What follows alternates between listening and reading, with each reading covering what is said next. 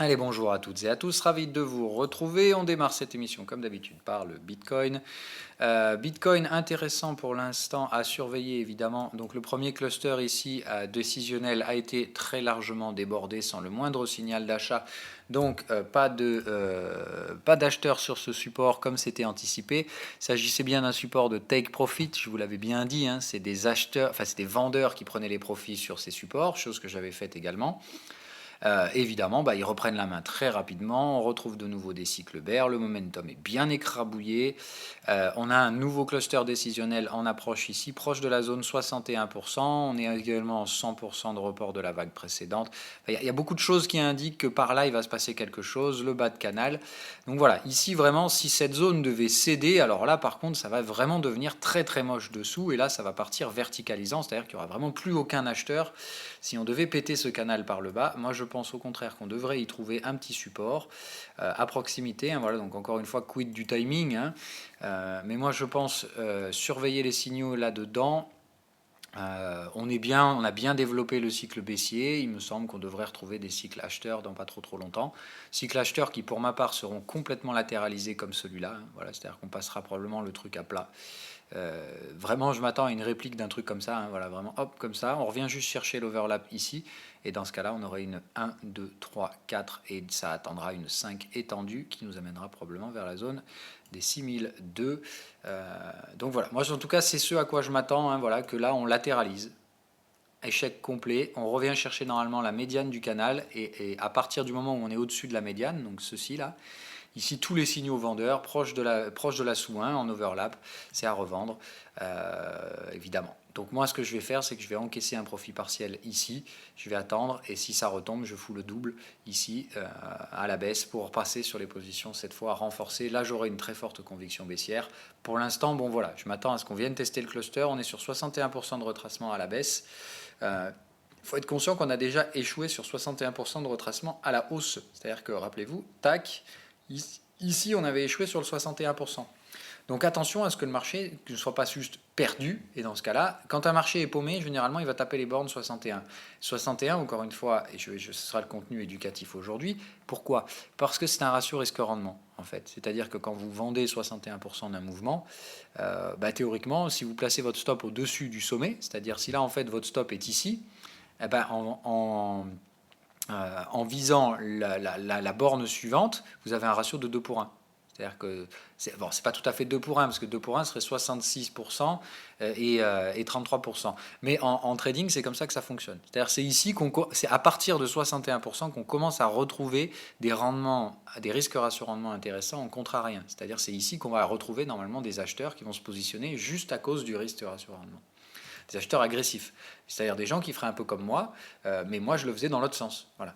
C'était pour ça d'ailleurs que m'étais positionné agressivement vendeur ici. Donc il est totalement logique qu'ici on retrouve éventuellement la même mécanique, mais à l'opposé, c'est-à-dire des acheteurs agressifs qui récupèrent cette zone de prix, qui est en plus un cluster. Hein. Voilà, il y a bien un support qui se trouve sur cette zone-là. Il me semble totalement normal, entre guillemets, que effectivement cette zone-là réagisse à l'achat. Donc moi, je vais alléger par rapport à ce risque, mais je reste vendeur et puis surtout, je reste patient. Voilà. Ça va être ça le mot-clé, le mot d'ordre, je pense, de la journée sur le Bitcoin. L'objectif, c'est vraiment d'aller le tester, ce prix. Hein. Donc je m'étonnerais qu'on s'arrête avant de l'avoir touché. Et la question va être de voir si on arrive à installer des clôtures dessous. Ça commence à devenir mauvais. Hein. Voilà. Donc à surveiller, évidemment. Mais normalement, on devrait trouver, je pense, un échec vers cette zone de prix. Qui était donc le deuxième cluster décisionnel attendu. Et moi, derrière, à partir de là, soit on rééchoue ici, soit on remonte carrément là-haut, mais ça m'étonnerait. Enfin, on verra. Voilà. En tout cas, moi, je ne passe clairement pas acheteur. Ça fait partie évidemment des choses que vous connaissez et j'espère que vous n'êtes pas surpris de voir ça. Même chose hein, sur les autres cryptos qui chutent dans ce cas-là beaucoup plus vite. C'est-à-dire que là, le Bitcoin, c'est la valeur refuge. C'est-à-dire que tout le monde sort et revend ses Ethereum, ses Ripple, ses IOTA, ses machins, se rapatrie sur le BTC. C'est donc une bonne preuve. Hein. Ça veut donc dire que ça y est, BTC joue enfin son rôle de valeur refuge. C'est-à-dire que les gens qui ont des cryptos ne reviennent plus sur les fidus, ils reviennent sur le Bitcoin. Et Et donc ça soutient le fait que le Bitcoin baisse donc beaucoup moins que les autres cryptos aujourd'hui. Donc c'est pas mal hein, pour le Bitcoin, ça lui donne bien donc sa légitimité, celle que je cherchais à revoir. Maintenant attention, hein, il reste que c'est quand même une grosse bubule qui a explosé. Donc je ne serais pas surpris qu'on aille s'installer vers une grosse bérésina baissière du Bitcoin après. C'est encore une fois question de timing, hein, on s'attaque toujours petit à petit aux choses. Sachant que le Bitcoin, il faudra s'attendre à ce qu'au bout d'un moment, il y a un couteau qui tombe. Hein, voilà, c'est le couteau pour moi, ce sera probablement la prochaine vague. Ça peut être celle-là, hein, on peut très bien déjà être dans la partie couteau qui s'effondre. Et là, évidemment, c'est pour ça que je vous dis, il ne faut pas acheter, je pense, ces supports. Ou alors vous le faites de façon très agressive sur le niveau technique 61%. Et puis si ça défonce, il faut accepter de laisser son stop. Voilà pour la partie crypto. Pour la partie indice, là je vais résumer tout simplement par rapport à l'émission que je vous ai fait hier. Voilà, c'est fait. On est dans le cadre technique pile poil qui était attendu, c'est-à-dire que la manipulation du VIX est maintenant prête à se mettre en place. On a un VIX qui est à 14,25, qui est pile poil dans la zone qui était escomptée, c'est-à-dire ça peut monter jusqu'à 14,50, 14,60. Normalement, tant qu'on ne dépasse pas les 15, si la volate est revendue cet après-midi, ça veut dire que les vendeurs de volate nous refont la même exactement pattern que les fois précédentes, comme je vous l'ai décrit hier. Donc attention, on est sur des supports à Wall Street et il y a tout qui est green light pour vendre de la volate et vous la foutre à l'envers cet après-midi à Wall Street. Donc attention à ne pas vous amuser à vendre des supports trop fort, trop violemment, ça peut tout à fait remonter ces conneries. Hein. Donc vraiment, moi je pense toute prudence nécessaire dans ce schéma-là. Je suis pas très emballé par les scénarios ultra violents de vente indicielle pour l'instant, à cause de ce VIX que je sens en embuscade et je ne sais pas pourquoi je sens qu'ils vont nous la remettre une nouvelle fois. Donc voilà, faites attention au VIX cet après-midi. J'imagine ça très simplement. Voilà, S&P 500 donc sur support, VIX pile poil en zone d'activation. On n'a rien du tout cassé pour l'instant, que ce soit sur le S&P 500 ou le Dow Jones. On est bien sur ces supports. Attendez-vous à une chose. Wall Street, soit ils ouvrent les vannes, le VIX ne trouve pas sa manipulation, on va éclater les 15 sur le VIX et dans ce cas-là, c'est parti pour des choses très très moches pour les indices américains. La seconde option, c'est malheureusement, on vous sort la même manipulation, on est sur les supports, Wall Street vous joue le buy the dip une nouvelle fois, ils vous ramènent tout ça ici ce soir, ils essaient de pousser dans les jours qui viennent, ils vous font un nouveau sommet. Il y a largement de quoi viser comme résistance au-dessus hein, en termes de Dow Jones et compagnie. On peut tout à fait, vous voyez, hop, aujourd'hui, vous mettre le coup d'extincteur. Voilà, dans les jours suivants, on travaille un peu cette zone-là et hop, on se réoriente ici. Le Dow Jones vient chercher ses zones de prix, le S&P 500 vient fermer ses gaps. Vous voyez, on peut très bien voir ça, hop, ça vient, puis ça continue de grinder en fin de semaine, la volate s'éteint. Exactement le même genre de merdier qu'on avait eu ici. Hein, voilà, ça remonte, ça s'éteint, puis il n'y a plus de volate, et puis d'un coup, on commence à remonter. Attendez, ça se voit bien ça se voit surtout sur le S&P 500. On vient ici, on monte un peu, il y a de la volate au début, ok, et puis là, les vendeurs de volate rentrent en jeu, et ici, c'est terminé. Et après, vous voyez, hop, ça monte tout seul, doucement mais sûrement. Donc attendez-vous, un peu de volate, et puis hop, d'un coup, tranquillité, sérénité, plus de problème. Même chose, hein, regardez, ça s'est produit ici, ça s'est produit là. Donc attendez-vous à ce que si on vienne là, on ait la même chose. Ici, un marché qui s'éteint complètement, comme par magie, imperméable à tout ce qui se passera. Par contre, dès qu'on arrive là, moi je dégomme. Hein. Voilà, je vous le dis clairement, ça je vous le préviens en avance. Moi, le S&P 500, il arrive à 2750 et des poussières. Je vais lui mettre une cartouche. Et une bien sérieuse cartouche. Évidemment, il y aura une invalidation, hein, comme d'hab, il s'agit d'un scénario de trading. Mais là, par contre, sur celui-là, ce sera risque max, ce sera donc 2,5% de drawdown. Ça, c'est clair et net. Voilà, allez, parenthèse refermée donc sur l'ensemble des indices. Il y a le FTSE aussi qui m'intéresse. Alors lui, par contre, pareil, on est sur un support, mais là, je surveille une structure très dangereuse et celle-là, elle n'a pas intérêt à se mettre en place. Si ça devait clôturer en l'état aujourd'hui, que demain, on a un gap baissier, alors là, c'est Iceland Reversal avec une Evening Star, autant vous dire, c'est terminé, ce sera game over pour le FTSE. On est dans la partie haute d'un biseau, donc normalement, déjà, il n'y a pas besoin de travailler la zone 107 ans. Normalement, ici, dès qu'on se retourne, c'est terminé, il faut vous attendre à ce qu'il y ait un truc comme ça derrière. C'est-à-dire ce dont je vous avais dit, un double effet qui se coule, le GBP se casse la gueule et les indices s'effondrent, donc le FTSE, c'est double cartouche à la baisse. On est en train de terminer ce momentum débile à la hausse. On a bien signalé en surachat hier, la bougie a été avalée à la baisse. Pour moi, c'est un signal de vente clair, net et précis sur le FTSE. J'ai renforcé, point barre. Voilà. Maintenant, patience, je reste toujours dans un money management spéculatif, clairement pas des positions leveragées, donc c'est un tout petit renfort qui a été pris hier sur le FTSE. Je me pose la question de savoir si je rattaque le Hang Seng ou non. Là aussi, hein, voilà, bon, je préfère être clair, exit, ça recommence à péter des supports, momentum bear, bon, voilà. Hein, moi, voilà. Je sais pas s'il faut passer tout de suite sur les positions leveragées ou s'il faut encore être patient. Euh, j'ai déjà des positions spéculatives, hein, voilà, mais là, je me pose réellement la question de savoir s'il faut y aller violent, c'est-à-dire passer beaucoup plus agressif et anticiper les cassures, ou si là aussi on va nous fausser le timing une nouvelle fois à cause des Américains. Donc voilà, aujourd'hui à surveiller donc cette histoire de manipulation de VIX qui pourrait se déclencher, ça me semble être le thème de la journée. Ce matin, erreur sur le GBP pour ma part, la position spéculative passe donc en négatif, on vient chercher le support suivant. Je suis curieux de voir comment ça va réagir sur ce niveau-là aujourd'hui, est-ce qu'on continue de s'enfoncer ou non. Voilà, bon, ici, il est totalement possible par contre que ça tombe un peu plus. Ça me poserait problème, sérieusement, parce que je ne vois pas l'intérêt du GBP d'aller aussi loin. Hein. On est quand même dans un actif qui est haussier, on est dans une vague de retracement. Normalement, on ne fait pas ce genre de conneries où ça tombe comme un couteau. Voilà, bon, moi je suis pas. Je pense que le GBP, on a tout fait, hein, voilà, on a bien tout tiré. Regardez, c'est quand même baissier depuis très longtemps maintenant, le GBP. On a bien les vagues qui se mettent en place, 1, 2, 3, 4, et là la cinquième avec les flash crash. Bon, voilà, pour moi, c'est pas, pas emballé par des. Il me semble qu'il reste des hausses. Voilà, il me semble qu'il reste du potentiel haussier et donc je préfère rester acheteur de GBP. Maintenant, il faut bien être conscient que de toute façon, même si ça continuait de baisser le GBP par rapport au dollar, au bout d'un moment, quand même, il va falloir se poser la question de la stabilité au Royaume-Uni. Hein. Enfin, là, il y a vraiment des signaux récessifs chez eux, et pas qu'un peu.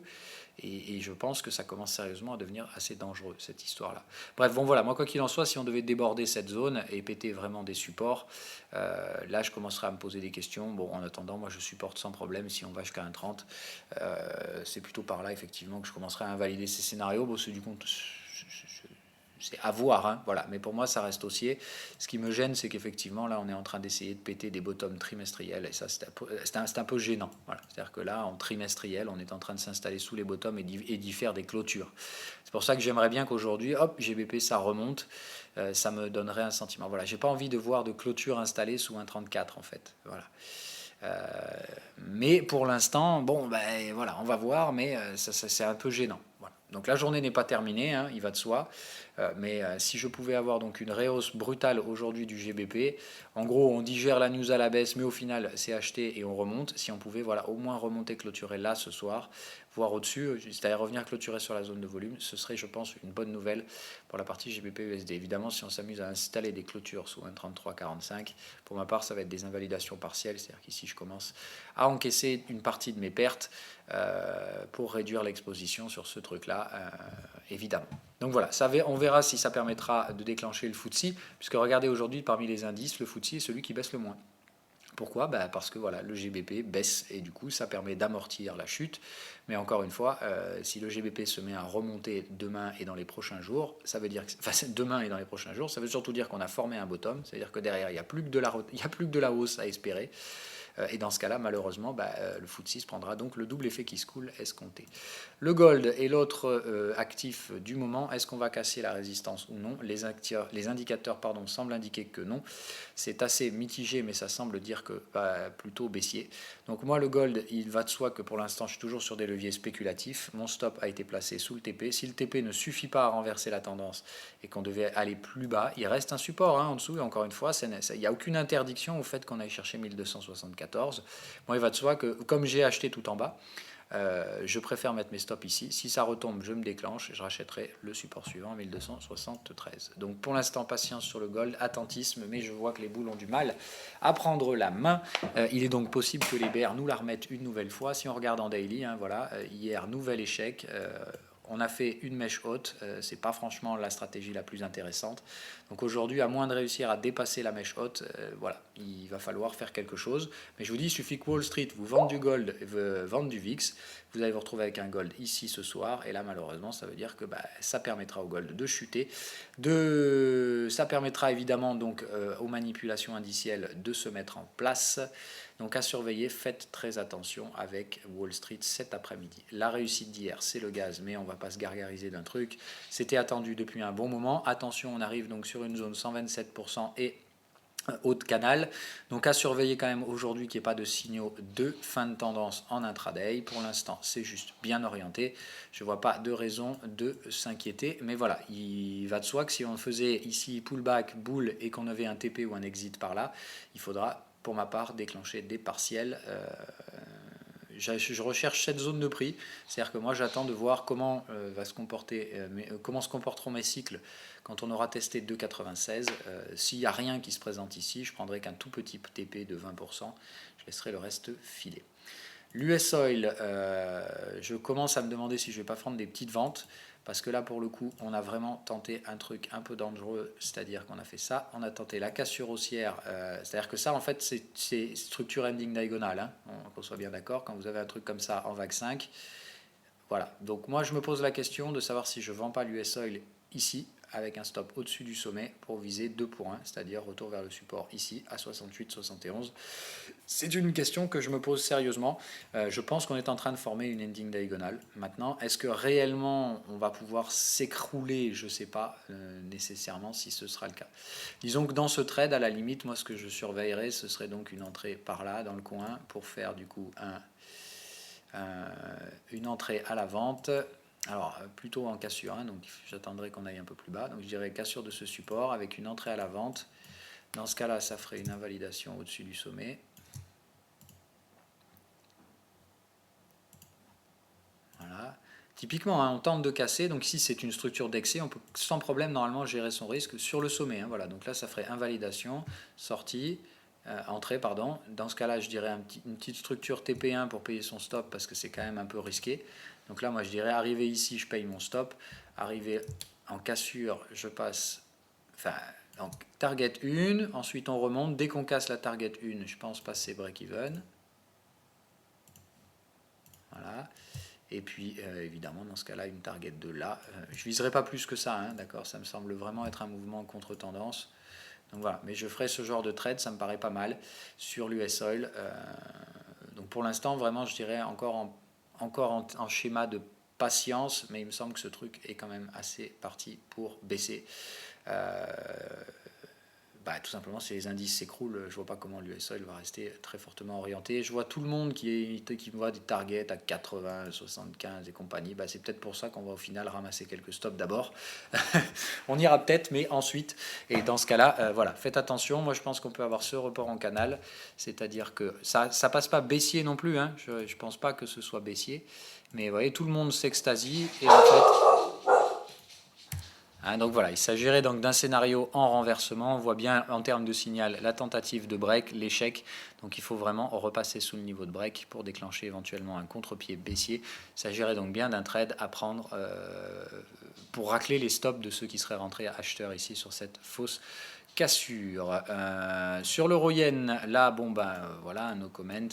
Je pense qu'on se dirige tout doucement vers des supports légèrement inférieurs, mais le scénario baissier est initié pour ma part.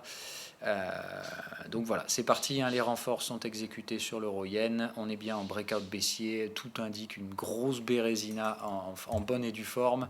On a donc terminé, on est en vague 3, de vague 3, évidemment ça chute fort et c'est normal et je ne vois aucune raison de se mettre en face de ce gros momentum baissier.